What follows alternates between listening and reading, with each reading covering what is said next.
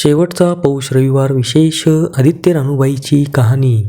आदित्य रानूबाई, तुमची कहाणी ऐका. आटपाट नगरात एक ब्राह्मण राहत होता. तो रोज समिधा, फुलं, दुर्वा आणावयास रानात जात असे. तिथं नागकन्या, देवकन्या वसा वसत होत्या. ब्राह्मणाने त्यांना विचारले, कसला वसा वसता तो मला सांगा. तुला रे वसा कशाला हवा, उचशील माचशील, घेतला वसा टाकून देशील. ब्राह्मण म्हणाला, उतणार नाही, मातणार नाही, घेतला वसा टाकणार नाही. तेव्हा त्या म्हणाल्या, पौषमासी पहिल्या आदित्यवारी न बोलता उठावं, सचिळ वस्त्रासहित स्नान करून अग्रोदक पाणी आणावं, विड्याच्या पानावर रक्तचंदनाची आदित्य रानूबाई काढावी, 6 रेघांचं मंडळ करावं, 6 सुतांचा तातू करावा, त्यास 6 गाठी द्याव्यात, पान फूल व्हावं, पूजा करावी, पानांचा विडा, फुलांचा झेला, दशांगाचा धूप, गुळ खोबऱ्याचा नैवेद्य दाखवावा, 6 मास चाळावी, 6 मास पाळावी, माघी रथसप्तमीस संपूर्ण करावं, संपूर्णास गुळाच्या पोळ्या, बोरणांची खीर, लोणकड तूप मेहून जेवू सांगावं, असेल तर चिरगोळी द्यावी, नसेल तर जोडगळसळी द्यावी, नसेल तर 2 पैसे दक्षिणा द्यावी आणि आपल्या वशाचं उद्यापन करावं. असा वसा ब्राह्मणाने केला. त्याला सूर्यनारायण प्रसन्न झाला. भाग्यलक्ष्मी आली तेव्हा राजाच्या राणीने ब्राह्मणास बोलावून पाठवलं. ब्राह्मण खूप घाबरला, थरथर कापू लागला. तेव्हा राणी म्हणाली, घाबरू नका, कापू नका, तुमच्या मुली आमच्या इथे द्या. आमच्या गरिबाच्या मुली तुमच्या घरी कशा द्याव्यात, तुम्ही त्यांना दासी कराल, बटीक कराल. राणी म्हणाली, बटीक करीत नाही, राजाची राणी करू, प्रधानाची राणी करू. मार्गशीर्ष महिन्यात ब्राह्मणाने लग्न करून मुली दिल्या. एक राजाच्या घरी दिली, एक प्रधानाच्या घरी दिली. गेल्या पावली मुलीचा समाचार घेतला नाही. 12 वर्षांनी समाचारास ब्राह्मण निघाला.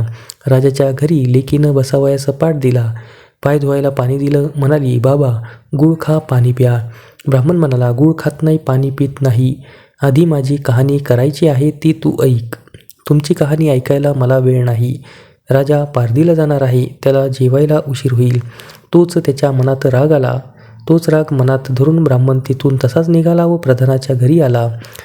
वडिलांना पाहताच त्या मुलीने बसायला पाट, पाय धुवायला पाणी देऊन गूळ पाणी दिलं. गूळ खात नाही, पाणी पित नाही. माझी कहाणी करायची आहे, ती तू अगोदर ऐक. तुमची कहाणी नको ऐकू तर कोणाची ऐकू. ती मग घरात गेली, उतरंडीचे 6 मोत्या आणली. 3 आपण घेतली व 3 वडिलांच्या हातात दिली. वडिलांनी सांगितलेली कहाणी मन लावून एकाग्रतेने ऐकली. नंतर जेवून खाऊन वडील आपल्या घरी आले. बायकोनं मुलींचा समाचार विचारला. जिनं कहाणी ऐकली नाही ती गरीब दुःखी कष्टी झाली आणि जिनं कहाणी ऐकली ती मोठ्या सुखात आहे. इकडे जी गरीब झाली होती तिनं आपल्या मुलाला श्रीमंत मावशीकडून काही दिलं तर घेऊन येण्यास सांगितलं. पहिल्या आदित्यवारी पहिला मुलगा उठला, तळ्याच्या पाळी उभा राहिला. तेथे प्रधानाच्या दासी होत्या. प्रधानाच्या राणीला जाऊन सांगा की तुमच्या बहिणीचा मुलगा आला आहे. कसा आला आहे, काय आला आहे, फाटकं नेसला आहे, तुटकं पांघरला आहे, तळ्याच्या पाळीला उभा राहिला आहे, परसदारानं घेऊन या. परसदारानं त्या घेऊन आल्या. त्याला नाऊमाखू घातलं, पितांबर नेसायला दिलं, जेव खाऊ घातलं, कोहळा पोकरून ओना मोहरा भरल्या व सांभाळून घरी नेण्यास सांगितलं. वाटेनं जात असता सूर्यनारायण माळ्याच्या रूपानं आला व हातातल्या कोहळा काढून नेला. घरी जाताच आईनं विचारलं, मावशीनं काय दिलं. दैवानं दिलं पण कर्मानं नेलं. कर्माचं फळ पुढं उभं राहिलं. मावशीनं दिलं पण ते सर्व गेलं. दुसऱ्या आदित्यवारी दुसरा मुलगा गेला. प्रधानाच्या राणीनं त्याला घरी नेलं, नाऊमाखू घातलं, नेसायला पितांबर दिला, जेव खाऊ घातलं, काठी पोकरून होना मोहरांनी भरून दिली व न विसरता सांभाळून घरी नेण्यास सांगितलं.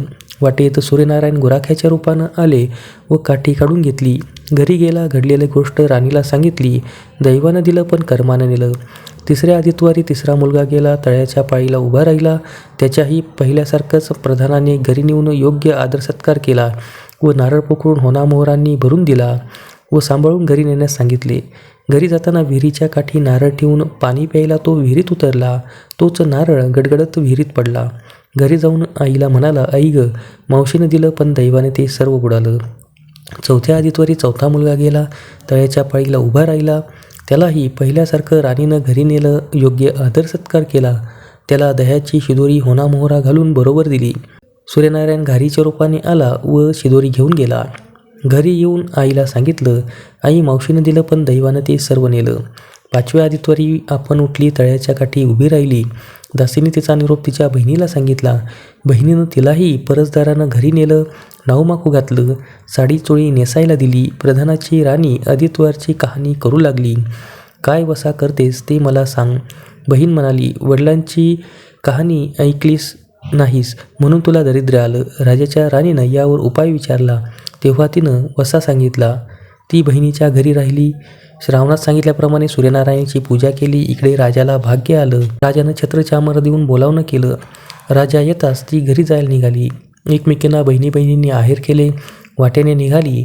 पहिल्या मजले स्वयंपाक केला. राजाला वाढलं, मुलांना वाढलं, आपलं पान वाढून घेतलं. तोच तिला कहाणीची आठवण झाली.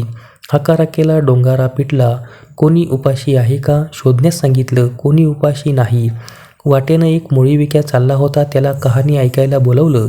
तुझ्या बाईची कहाणी ऐकून मला काय फळ, माझं पोट भरलं पाहिजे असं म्हणून तो राणीकडे आला. राणीनं 6 मोत्या घेतली. 3 त्याला दिली, 3 आपल्या हातात ठेवली व मनोभावे कहाणी सांगितली. त्याने मोठ्या भक्तीने ऐकली. त्याची मुळी सोन्याची झाली. तो म्हणाला, कहाणी ऐकल्याचं एवढं फळ, मग वसा घेतल्याचं किती मोठं फळ मिळेल. काय वसा आहे तो सांगा. राणीनं तो उठणार नाही, मातणार नाही याची कबुली घेतली व वसा सांगितला. दुसऱ्या मजलेस राणीनं स्वयंपाक केला. मुलांना राजाला जेवायला वाढलं. आपलं पान वाढून घेताच कहाणीची आठवण झाली. हाकारा करून कोणी उपाशी नाही ना याचा शोध घेतला.